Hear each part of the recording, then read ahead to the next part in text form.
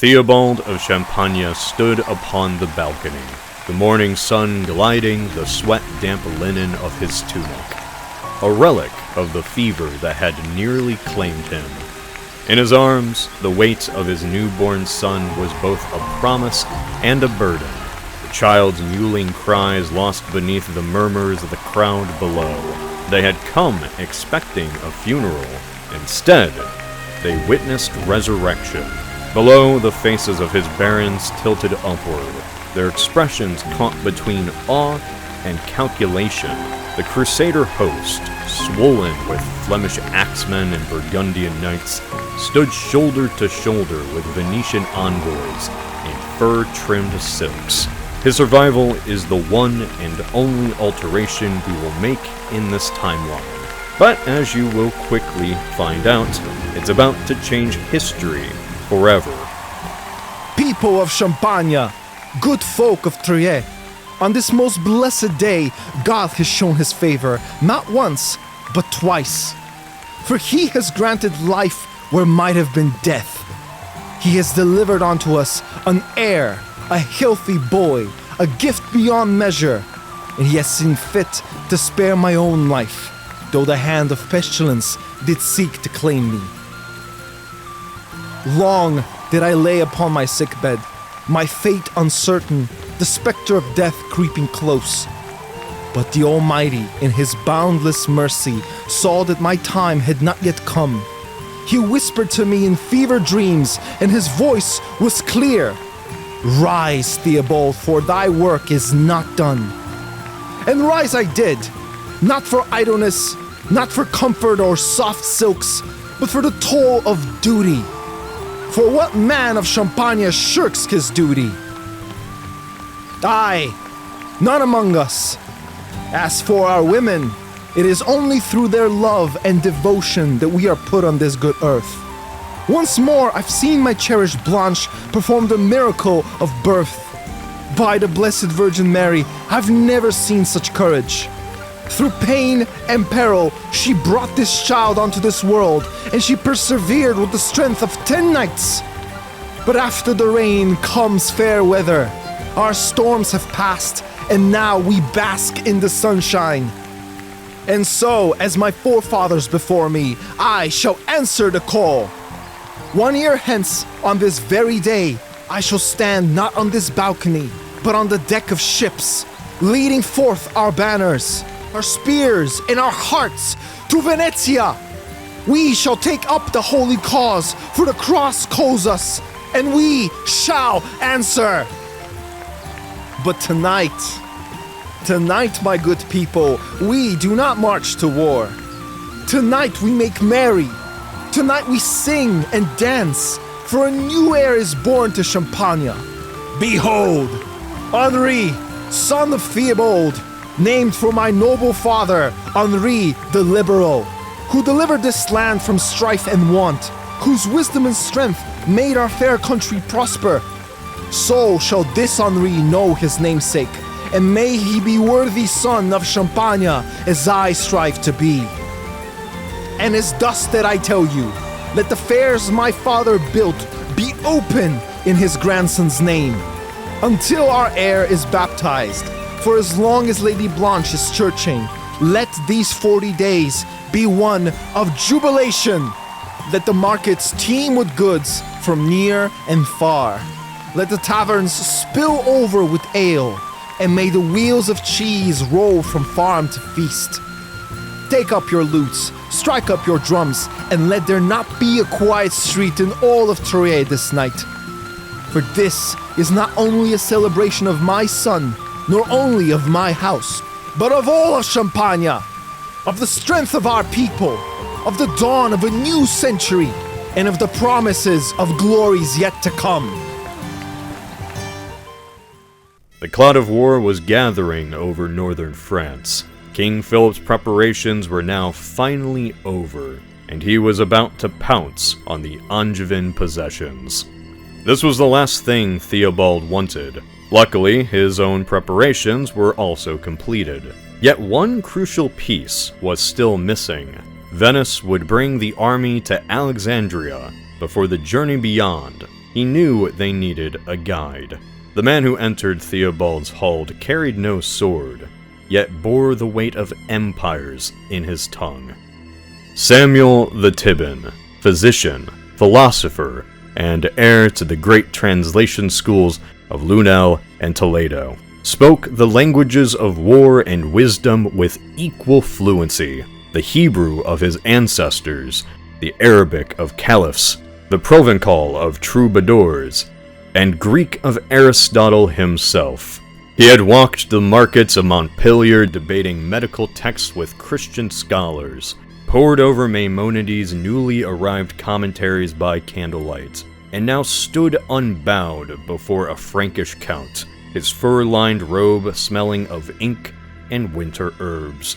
Theobald sought a man who could parse Avicenna's treatises on fever, decode Averroes' notes on logic, and unravel the medical secrets of Cordoba's libraries. All skills Samuel had honed while Christendom still burned heretics for quoting the same texts.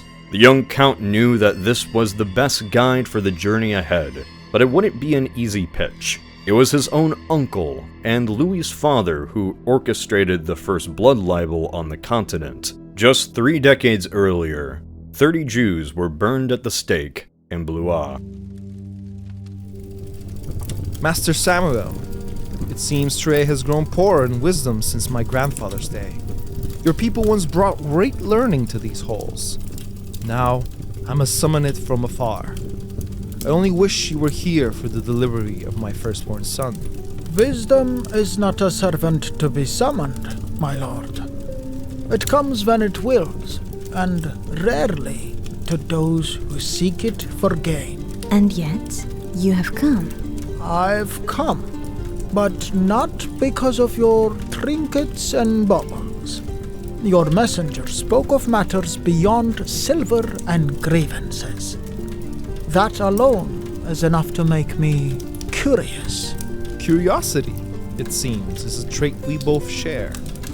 I have read what little we Northerners have of Aristotle. I've heard whispers of Averroes, Avicenna, Al-Farabi, and even your own master, Maimonides. I would know what they know. Aristotle is no gentle tutor, my lord. His truths are not for the faint of heart. Even Maimonides, in his wisdom, taught that such knowledge must be revealed carefully, to those who can bear its weight, that is. And yet, you, a prince of the north, wish to grasp what even Parisian scholars struggle to comprehend? My husband is a man of vision, Master Samuel. He believes that wisdom may be found in many places, even among those who do not share our faith. Surely you, a scholar, can appreciate such a mind. An open mind is a rare jewel in these times, my lady. But it seems that your presence has lit a spark in this dreary northern realm. Nothing like Basque charm to brighten up a cold room. Meaning no offense. No offense towards her, yet you slander the prestige of the Parisian University, despite all of the great minds it has produced. Pardon? Paris is not a dark room, but a hallway, distant from the fire which burns in the Mare Nostrum. It may feel a distant warmth and overhear rumors, but its views are distorted. The great works of the day are written in Hebrew, Greek, and Arabic. What little our scholars have heard of Aristotle was thanks to Muslim writers and flawed translations. Go on. You have the rare chance to enlighten the Count. The North clings to errors and falsehoods. Peter the Venerable's Quran translation paints Muslims as Christian heretics. A kinder lie than calling them pagans, perhaps, but a lie nonetheless. I did not summon you to debate the failings of Northern scholarship, Samuel. I wish to know the enemy I shall face. And what would you have me teach you? Of Avicenna, who saw in Aristotle the path to the soul's perfection? of Al-Farabi, who spoke of the philosopher king, a ruler guided by reason, not dogma. Of Maimonides, who sought to reconcile our fate with the truths of the Greeks. These men sought knowledge for its own sake. You seek it for conquest. I've already been told that I ponder too much. But if we are to take the Holy Land, I must know how to hold it, how to rule it, and its subjects. Many have sought to rule Jerusalem. Few have left it better than they found it. Tell me, Count Theobald, how would you make it yours? You were summoned as an advisor, not a tutor. Think of how much of your world depends on the words inscribed in the Bible. Now double that, and you may get close to how important the Quran is to the Muslims. Islam is not a heresy, my lord, my lady, as many in the North believe.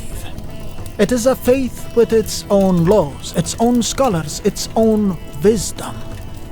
To dismiss it as a corruption of Christianity is to blind oneself to the truth. The Norman conquest of England encountered many Christians and a few pagans. People who are far easier to turn into converts than Muslims or us Judeans. The truth, my lady, is that the world is far more complex than the stories told in courts and churches. If your husband wishes to conquer Jerusalem, he must first understand it, not as a prize to be won, but as a place where peoples and faiths have lived, fought, and coexisted for centuries. I congratulate you on your heir, but unless you wish to forsake your prosperous titles, any victories you claim will be undone the moment you leave those lands. What makes you believe you would succeed where the lion heart failed? I believe it's time we tell him. Out of the question. So, you really are something else entirely, second son of Champagne. Master Samuel, I will not tolerate insults in this hall. Mind your words, Christ killer! Richard considered it, but you truly believe you can sail the Unnil? Very well, I'll join you, but on one condition. You must swear on your cross that your men will not harm my people, wherever they are found. I bring you to your master. I spare your people. So far it seems the scales are in your favor. You have earned my respect, and with it, my counsel. I'll tend your wounds, transcribe your texts, and teach you the ways of the Tanakh and the Quran. That is insufficient. I would have you as my chief physician to correct the errors of my quartermasters, translator of all Saracen and Judean texts. I would have you as a consular, an emissary, and a steward in times of siege. I doubt your peers share your enthusiasm. They won't. Theo, you cannot do this. Pestilence took the Queen of Jerusalem, the Duke of Swabia, the Count of Blois, and Sancre. No amount of holy water or prayers will shield us from the dangers ahead. We need him. The songs my mother sang were not so different from yours. But unlike you northerners, we have lived alongside Jews and Muslims. Your peers know them only from sermons. If he is to join us, we must make it palatable to them. You're inviting controversy, Count. There are those who will not accept a Jew at your side, no matter your reasons. There are others they hate far more, the Cathars. If there were a way to redirect their fury. The hatred for the Cathars is a weapon we could wield. Lady Blanche's perception rivals her charm. If love, passion, and duty could be mobilized, Why not hate? But how? If I were to join you, I would need my studies. On my way back south, you could lend me an escort, including representatives of your fellow Crucignati. I could bring them to a Cathar commune to witness and retell my acts of leaving them to a sprawling nest of devil worshippers. You'd have me raid Provençal lands? I'm meant to be a beacon of virtue. Raymond would not care if a few Cathars go missing, especially since he wed that Greek princess. And this would impress the rest. The Pope would surely defend any such action. We could make a whole ceremony out of it. Lady Blanche speaks wisely. My place at your side will be questioned, but this will silence many doubts. Using innocents as pawns sits ill with me. But if a few dozen Cathars can save thousands through your knowledge, so be it. 11 months, the space between a cradle draped in silk and a coffin lowered into naked earth. Theobald's son had already outgrown his first robes when they buried Joffrey, the Count of Perche, robbing him the same spring that had once heralded new life, now carried the scent of damp soil and rotting hawthorn garlands left too long on chapel walls. Etienne watched as they shoveled dirt into his older brother's dreams. The sword laid across the coffin still bore the scars of the Third Crusade. Just 3 weeks before the departure of the Fourth, his holder's life was ended. On his deathbed, Etienne was made to promise that he would take the army and supplies his brother had gathered and finish his mission. As always, his mind wandered. Should he remain in the service of the Angevins, or leave all that he had built for hopes of a greater promise?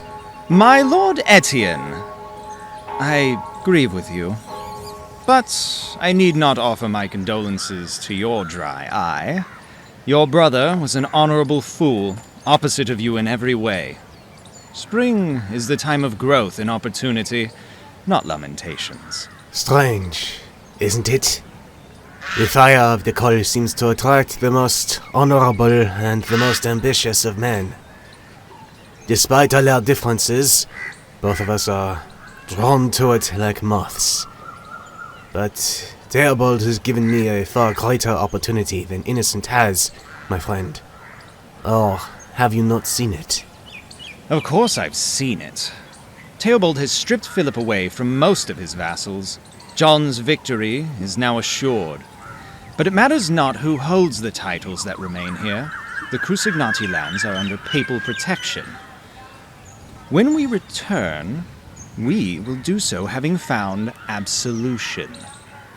The war-worn people here will rejoice at the sight of their heroes. Veterans with full purses ready to fill the seats John will open up for us. If you return, your estates might be protected. But the moment you all put that cross on your shoulder, you signed your wills. But between you and my brother, the only difference is that he gets to be buried in his home while you rot away in a distant land. I've learned to weigh my wagers, and this one... We will sail directly to Aegyptus, taking Babylon before we move on to the Holy City. What? Shh. Keep your voice down. No one is to know. God himself is with us, paving our way to the Promised Land. Did you hear of the terremotus last year? I did. What of it? Champagne merchants recently returning from Genoa have brought in the most auspicious news. Here, read this. In the year of our Lord 1202, on the 20th day of May, at the breaking of the dawn, a great and terrible shaking of the earth did fall upon the lands of the Levant. The heavens seemed to open, and the earth itself did tremble with a fearsome might. The very foundation of cities were undone, as though they were but clay beneath the feet of giants. Tyre, Acre, and Nablus, those proud cities of the east, were grievously shaken, and their walls collapsed in ruin. Even Tyre's great Archbishop Josias counts amongst the dead. The tremors were so mighty that they reached even to distant lands such as Cyprus, Sicily, and Egyptus, where the waves of the sea did rise as if to meet the fury of the earth. The sea's rage, though not brought forth by the fault of the earth beneath the waters, was nonetheless a sign that the wrath of heaven had extended to all corners of creation. Upon the shattered fields and broken streets, birds of prey did wheel in the sky, and unclean things did swarm upon the countless dead. A great wailing was heard in the land, for many thousands had perished, and the living were left to mourn amid the desolation. Now we, who have been spared by the grace of God, must set our hands to rebuild. Yet, let us do so with humility, and knowing that the hand of the Almighty hath struck down both the proud and the unfaithful alike, as a lesson and a warning unto all. Thus is the account set forth by my hand, that future generations may remember the terror of these days and give glory to God. Signed, Cardinal Sofredo Enrico Gaetani. This is disastrous. Without their walls, those cities will surely fall unless you sail there. Why Egyptus? He does mention Egyptus and titanic waves. Alexandria is just as shattered as Tyre is. We will assemble a vast armada and sail down the Nile, taking it for ourselves. This is what the Lionheart spoke of. Chopping the head of the serpent clean off. Exactly. I need you with me. Theobald's Nevere's wife will not only accompany us, but is actively engaged in the preparations. You know how deep the heresy runs in those southerners. I do not wish to take back those lands from the Mohammedans, only to give them to the Copts. Louis is after glory, Baldwin after titles, both swinging their tails like hunting hounds. You've given me a lot to consider. Very well. On his deathbed, Joffrey urged me to fulfill his vow, and he had already made all necessary arrangements. I will divert my course and join your stream. But I want you to remember this day. If all is as you say, we will need to interlock our shields. Have faith, my friend. My word is my bond. There was no trumpet when the knights rode south. No banner fluttered, no grand decree. Just a scroll, a name, and a path, whispered in low tones between a count and a scholar who had seen too much of the world to pretend it was simple.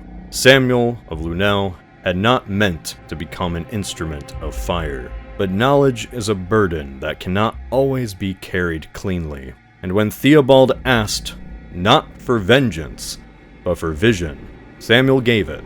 What he revealed was not a camp of soldiers, nor a plot of war, but a village, a small one, where the Mass was not sung, but rewritten.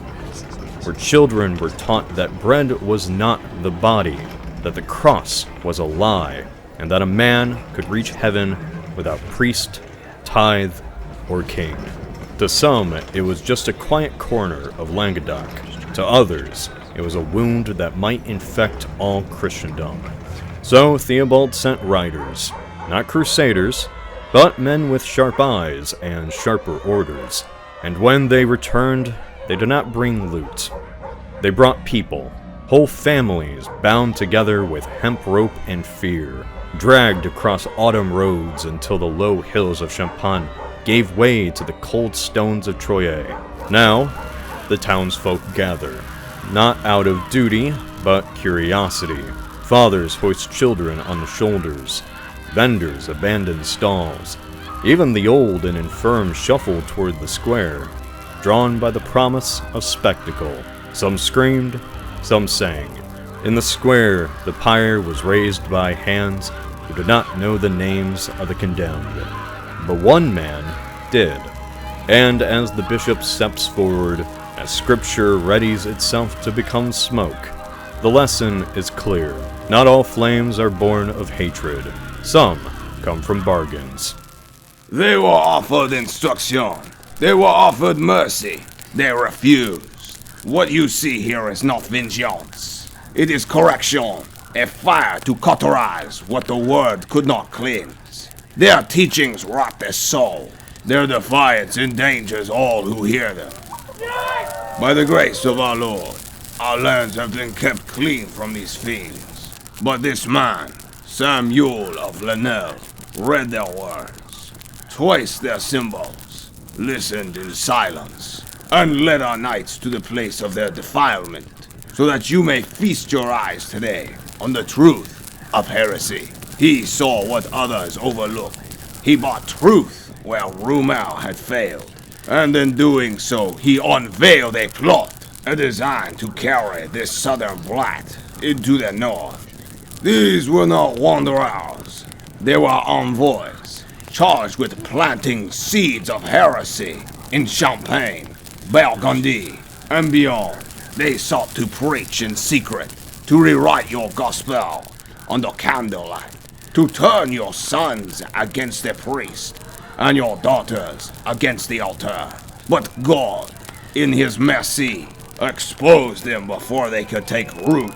Let this day stand as a warning that falsehood travels in whispers, but truth speaks in flame. You fear what you do not understand. So let me name myself. I am a Jew, a man of study. I spend my life reading the shadows of old, the letters of kings long buried, the disputes of rabbis dead for centuries. These shadows pose no threat to you. They do not command your children. They do not break your altars. I look to the past to illuminate the path forward, to learn, to counsel, to preserve.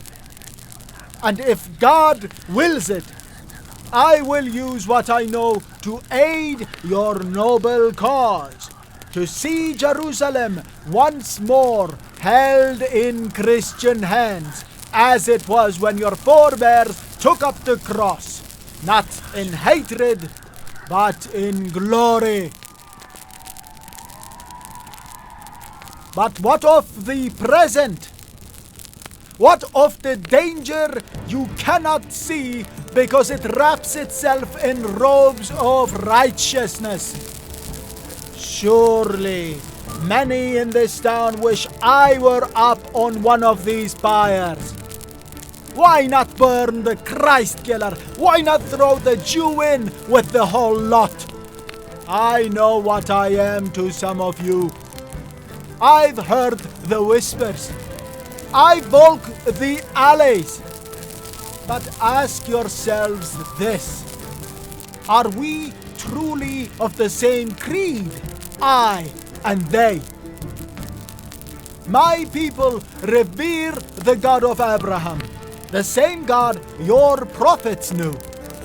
We await the Messiah still. We obey laws written not in rebellion, but in reverence. We fast, but we eat. We mourn, but we marry. We bury our dead with tears and prayers, not with celebration. We do not teach your children that life is filth. The Cathars, they worship a second God, a dark one, they say, who made this world. They call your churches prisons, your sacraments lies. They preach that the soul is divine, but the body is a curse, a skin to be shed like snakes or burnt away. Ask your priests. They deny the crucifixion. They say Christ never had flesh, never suffered, never bled. That he only seemed to die, like a shadow on a wall. So I ask you, not as a Jew, not as a stranger, but as a man who reads, which of us endangers the faith you hold sacred? Who seeks to dwell beside you, and who seeks to unmake the very world you love? While our people have coexisted for centuries, this rotten plague leaps from village to village, priest to pauper, promising a purer faith. But what it offers is not purity, but erasure. You fear the scholar in the dark corner, reading dead men's books. But you should fear the smiling man who tells your daughter not to marry, your son not to fight, your priest not to baptize. And even as I say this, know that there is a fire greater still on the horizon. A heresy with swords instead of sermons. Islam. It holds the holy city in its grip. It defies your church and my tradition alike. In the streets of Jerusalem, neither cross nor menorah is safe. There we are bound not by argument, not by iron. And I tell you this, if you will march to take it back, I will walk beside you. I will read the maps. I will name the stars. I will interpret the tongues.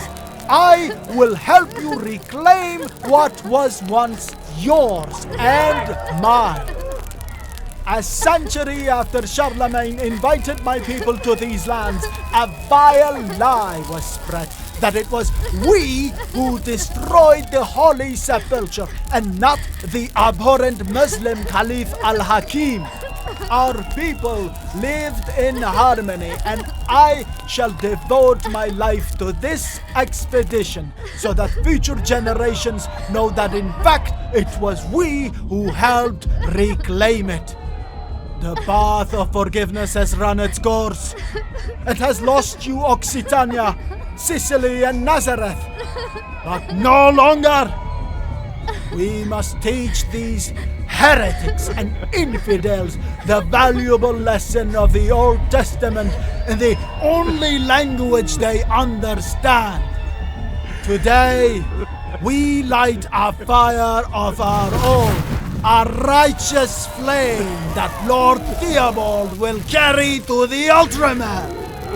Let these condemned devil worshippers be the first of many, the first to be cleansed, so that your children and mine shall never again hear their blasphemy, only their screams. Master of the universe, pardon me for the deeds I have done, and for the transgressions I am yet to commit. ריבונו של עולם, מחלי על חמאס שעשיתי, ועל העוונות שעומד אני לעשות.